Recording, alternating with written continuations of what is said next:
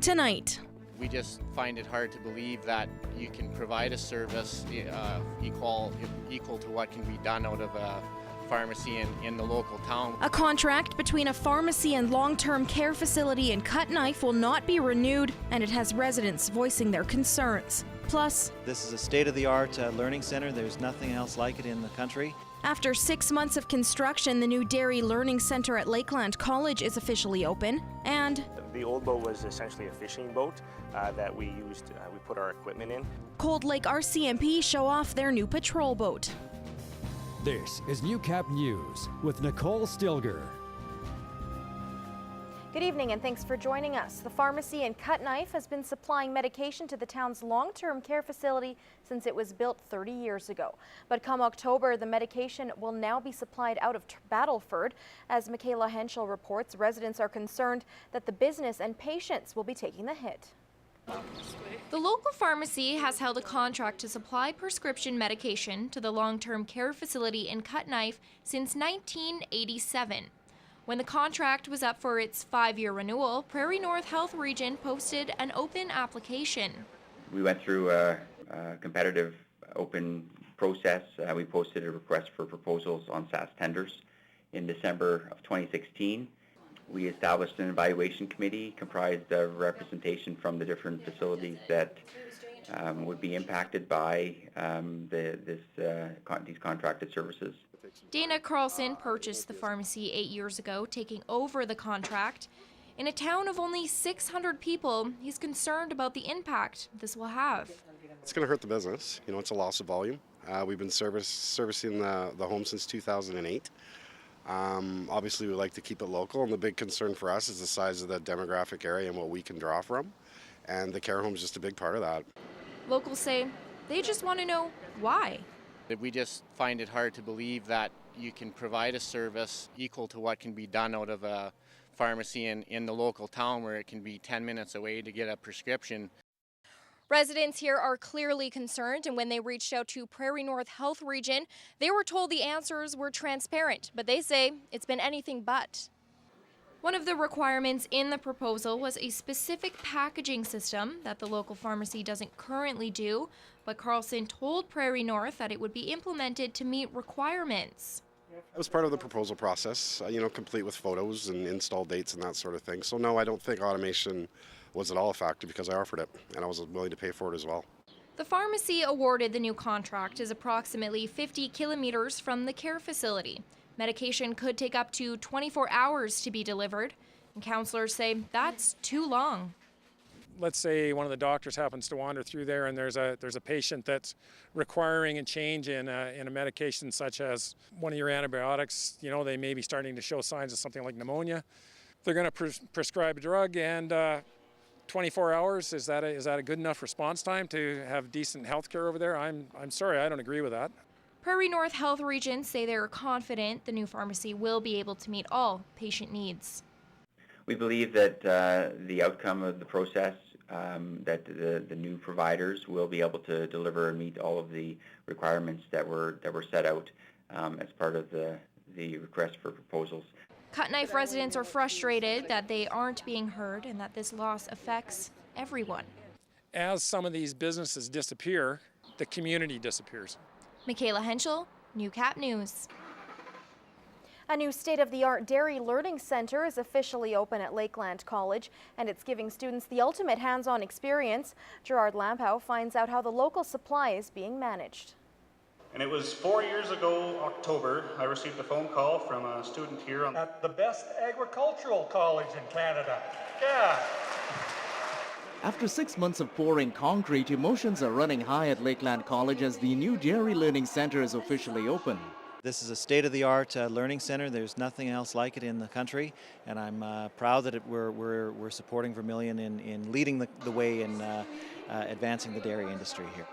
The new Dairy Learning Center at Lakeland College was built at a cost of some $9 million. Now this is the heart of the operation, and when it fully comes on stream, some 16 cows can be milked at once. So in essence, the cows almost milk themselves. We also have a feed kitchen, which is really unique and new technology, and automatic feeding of the cows, as well as automatic feeding of the calves. With input from the federal government and the Growing Forward 2 program, the new facility is already sparking interest for academic collaboration across the country. It's allowing the college to double its herd, and when fully online, the barn can service some 300 animals. Alberta Milk is also on board, signing a memorandum of understanding for $5 million in quota. And Eagle Builders, who got the energy-efficient 47,000 square foot barn up in record time, is also giving back. They just provided today $100,000 towards a scholarship to our students in the dairy program here at Lakeland College. Some students are now shooting for the Milky Way, if not aiming for the stars. It's amazing, like just being able to train in a new facility that offers everything that's, I guess, new and upcoming to the industry. Gerard Lampow, Newcap News. They're a familiar sight on Alberta's lakes, and now Cold Lake RCMP have a new ride to patrol their waters and keep everyone safe.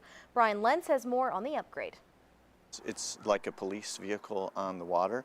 An 18-foot welded aluminum vehicle that's a big leap forward for Cold Lake RCMP. The old boat was essentially a fishing boat that we used, we put our equipment in. This one is specifically made as a patrol boat. It meets our needs a lot better than the old boat. It has more room to move around and secure equipment, and is also a lot safer than the previous vehicle. Much more stable boat. Of course, that's obviously a good thing with regards to the different weather conditions that happen here in Cold Lake. Things can change instantly. And police officers can now use new technology, such as sonar that sees not only below, but also beside the boat. We had a fishing type sonar, which is good to make sure we don't run over any rocks or run aground with the boat. But this new technology is a lot better, and it's like I said, for search and rescue efforts, it's a lot better. It has a GPS plotter, so we know where we are with our charts, so we can go out there and then we don't get lost, or we can find other people. Should the need arise, RCMP also have access to an underwater camera that can be operated from above the surface. It has the capability to go far down underneath water and record, which is excellent for keeping evidence. It has lights on it so we can see in those dark waters where there's not so much light.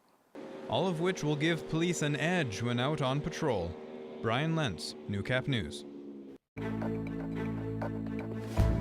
This is Newcap Sports. The AJHL regular season is just over 3 weeks away, and many teams will be finishing roster tweaks after main camps this weekend. The Bonnyville Pontiacs are coming off a 37-win campaign, but have lost some key veterans. Do they have enough emerging talent to fill the voids?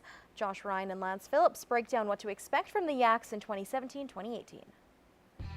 Thanks very much, Lance. The Bonnyville Pontiacs main camp begins this Friday. What are your expectations for the team heading into the 2017-2018 season? Well, Josh, first let's take a back seat here for a little bit, where the Bonnyville Pontiacs had 160 kids out at their spring camp. They had 200 apply to come to spring camp, which tells you that when they have to turn 40 kids away, they're doing something right in Bonnyville. When other AJHL teams have under 100 players coming out to their spring camps, that's all you need to hear. That being said, they've trimmed that down. From 160, they've gone to 31 forwards, 18 defensemen, and 6 goalies are going to make the trip to main camp this weekend. And what my expectation is for this team, while they lose 6 players, they're going to gain some real studs. They're going to gain some studs on defense, they're going to gain some studs on forward, and they're constantly a successful team. They're coming off a 37-win season. My expectation is they are going to eclipse the 40-win mark for the first time in their history. They got to 40 wins, I believe it was just a season ago or 2 seasons ago. They're going to eclipse that this year, and I believe that they will end up in either second or third spot given the talent they're going to have. Definitely a result that Bonnyville fans will want to see. What is it that has allowed this team in recent years to become such a staple of consistency each and every season? Quite frankly, it's one person. It's Rick Swan, who's the head coach and general manager of the team. He's constantly trying to institute a culture where the players are held accountable and they do community work inside the Bonnyville and area community. And their character is tested more than their abilities are tested. He's constantly trying to generate quality character players as opposed to just quality players.